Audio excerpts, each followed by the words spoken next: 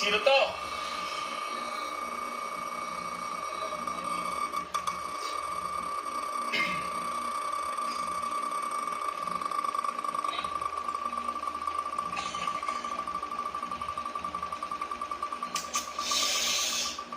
Sino tong maswerteng scholar ng lovebirds and color genetics?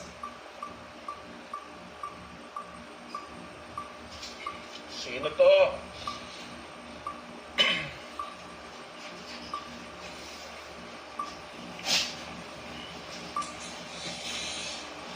Sino tong maswerteng scholar ng lovebirds and color genetics?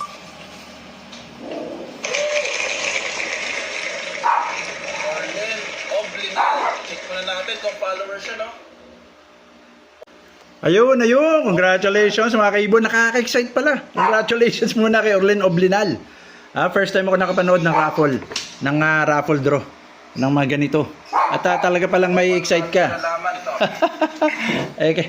Kaya ako nabanggit yan, naalala ko 2 months ago. Meron akong vlog. Nagsasabi ako na bakit kaya ang daming mga nag-PPM sa akin na, sir, mamimigay ba kayo ng ibon? Tapos bandang huli, sir, magpaparapol ba kayo? Sabi ko, yun pala yun. Hindi pa ako nagpaparapol mga kaibon kasi alam nyo naman po, matagal-tagal na ako din nagbe-breed. Isang flight cage na lang ako meron dahil gusto ko pa rin makakita ng ibon, mga huni nila. Alam nyo naman, kaya ako natutuwa dahil sa Macy's Bird Haven, naging partner natin sila, no? Macy's Bird Haven, the Chirpy Squad. Naging partner naman natin sila at sponsor. Kaya nga namigay ang Macy's Bird Haven ng Opaline Orange Face, possible split dan. At ang nanalo nga si Orlen Oblinal. Aba, nakakatuwa naman. At lalong nakakatuwa naman talaga ang Macy's Bird Haven, mga kaibon. Sa totoo lang, itong si Macy's Bird Haven, hindi po ito sila, as para sa inyo hanggang ngayon, hindi pa sila nagbebenta. So, I don't know kung may plano sila magbenta, pero sa ngayon, marami silang alaga. May cockatiel, may budgerigar, merong, of course, lovebirds, African lovebirds. Ginagamit nila yun mga kaibon para sa bonding ng family. Diba nakakatuwa? Hobby na medyo ginastusan, pero ang nauwi sa bonding ng pamilya. O, di ba nakakatuwa? Ano mga ibon, no? Nakakatuwa, oh. Di ba? Oh, cockatiel nila. Ayun naman, ha? Nakakatuwa naman. Cartoonish siya, si Macy. Macy naman, ha? Ayun, panalo. Happy birthday, ha? Tagal-tagal na ba ito? 2 weeks ago, happy birthday. Belated, ha, Macy? Aba naman, nakakatuwa. Macy's Bird Haven and the Chirpy Squad. Thank you. Ngayon, kailangan nating paliwanag at konting explanation sa ano naman natin, sa tanong natin, no? Dun sa 3 tanong. Okay, eto yun. Mabuti pa yung pinaka madali muna tayo. Dito sa number 3, ilan ba species ng African lovebirds, ha? Lahat naman kayo, alam nyo, 9. B ang sagot, no? Alam nyo yan. Number 2, ano ba ang kombinasyon para makapagpalabas ng phenotype o itsurang dilawang muka, ha? Natulad ng ibon na to. Ayan, oh. O, di ba? O, yung tinatawag ng Tweety bird, pag naging Lutino opaline na orange face, aqua orange face, abay, Tweety bird na ang datingan. Kaya naman ang sagot, aqua at orange face. Kombinasyon po ito. Hindi po ito single mutation kasi yung iba kala nila ito talaga yung tinatawag na yellow face na single mutation. Hindi po. Ito pong ganitong itsura o phenotype, kombinasyon po ito ng aqua at orange face. Kaya dapat tinatawag tong aqua orange face. Okay? Yan po number 2. Number 3 naman, meron bang ibon na homozygote slaty, homozygote dominant pied, homozygote dilute, homozygote dunfallow, homozygote bluetooth, at homozygote orange face? Meron po mga kaibon, meron. Napakaraming karga ng ibon, pero meron at puro homozygote lahat. So lahat yan nag-manifest. Ibig sabihin na-express lahat. Yung mga yung mga mutation na yan, yung mga color genes na yan, na-express po lahat sa isang ibon kasi homozygote po lahat di ba? So ngayon mga kaibon, anong kaya mabilisan lang to dahil hindi ganoon kadali intindi, no?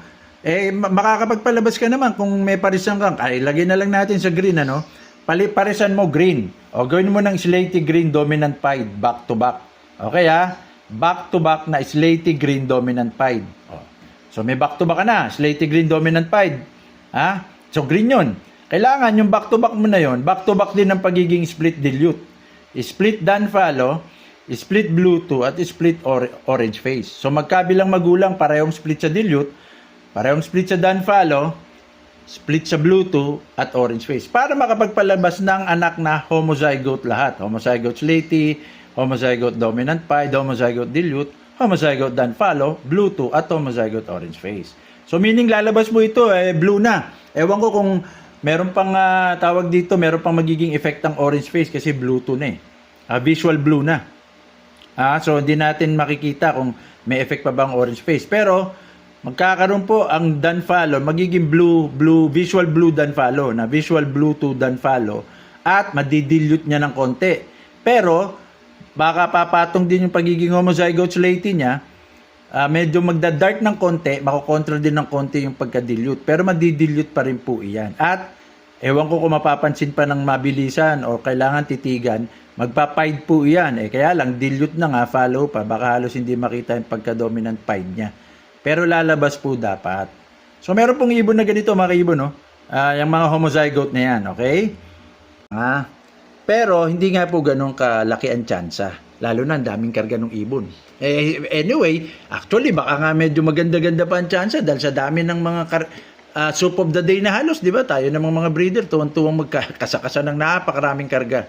So, kaya may possibility lumabas to, ha? Pero yun nga, hindi nga ganun kadaling magpalabas ng ganun karaming mga recessive mutation at may dalawang dominant doon, yung pied tsaka slaty.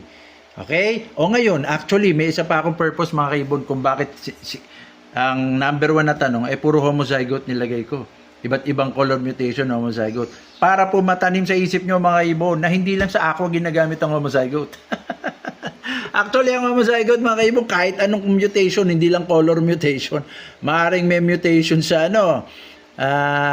sabihin natin mutation sa humahaba ng todo kuko. Maaaring homozygote pala yun.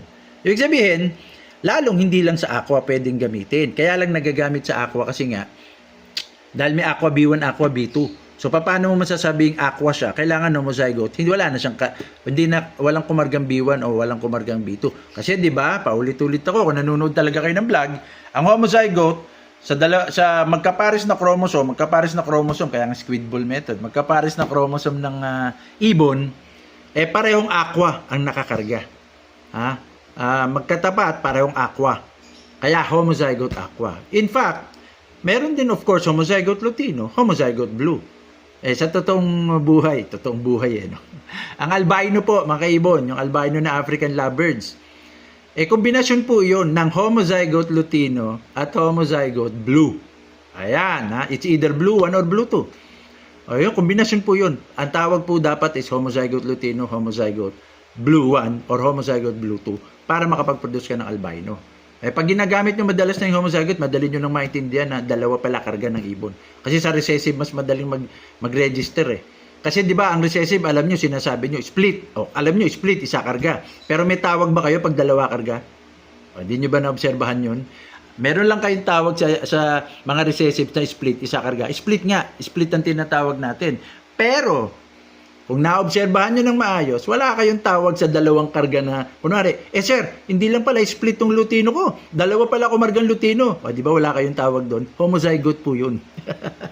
Magagamit nyo na ngayon ang terminong homozygote. Di ba? Pag sinabi, hindi split yan. Homozygote lutino yan. Homozygote dilute yan. Homozygote blue 1 yan or homozygote blue 2. Alam mo kagad, dalawa nakakarga.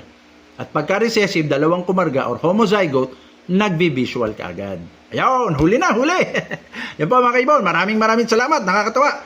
At sana marami pa tayong partnership na darating kay Mrs. Birdhaven ba yan o sa iba pang mga kaibon natin. Maraming salamat po, hasta la vista.